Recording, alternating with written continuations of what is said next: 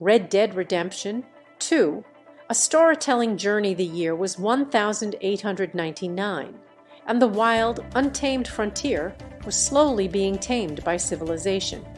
In the dying days of the outlaw era, one man found himself at a crossroads between loyalty, survival, and redemption. His name was Arthurmorgan, a hardened gunslinger, fiercely loyal to the only family he had ever known, the Vanderlinde gang. They were outlaws, thieves, and dreamers, led by the charismatic and cunning Dutchvanderlinde.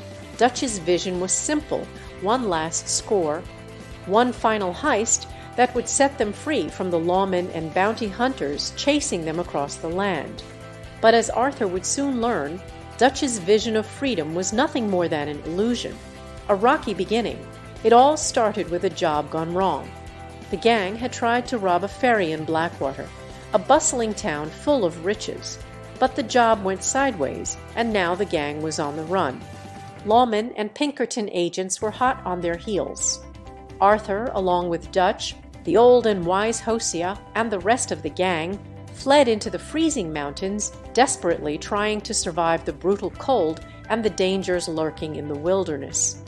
As they holed up in a ramshackle cabin, Arthur was sent out into the snow to secure supplies and find shelter for his people. Along the way, he stumbled upon a group of rival outlaws, the O'Driscolls. A bloody skirmish followed, and it wasn't the first time Arthur would find himself locked in a deadly feud with them. But the gang couldn't stay in the mountains forever. They needed to move to find safety and riches elsewhere. Life on the run. When spring finally thawed the snow, the gang made their way to a new camp near the town of Valentine. Here, Arthur helped with small-time robberies, debt collections, and a lot of shady dealings. He found himself torn between his duty to Dutch and his growing doubts about the gang's future.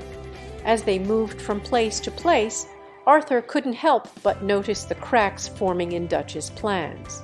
Dutch was once a man with a vision, always talking about freedom and the life they were meant to lead.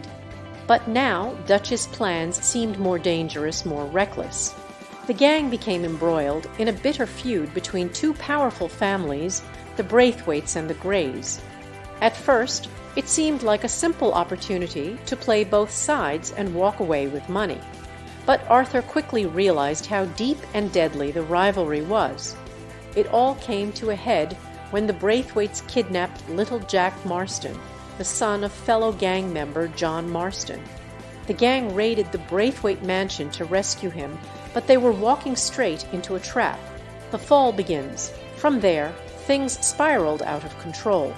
The gang moved to the bustling city of St. Denis, hoping for bigger, riskier scores.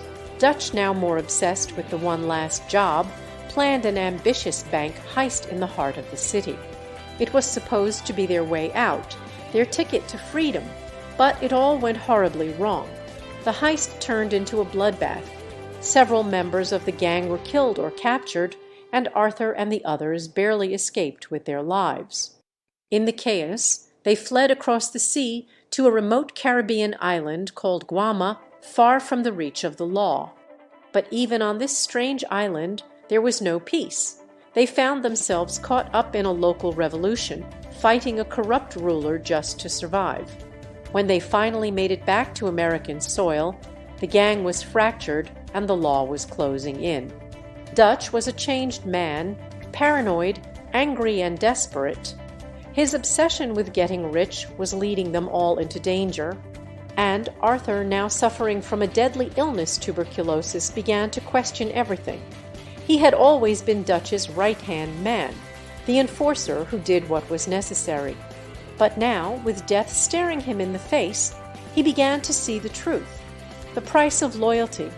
Arthur's illness forced him to reflect on his life.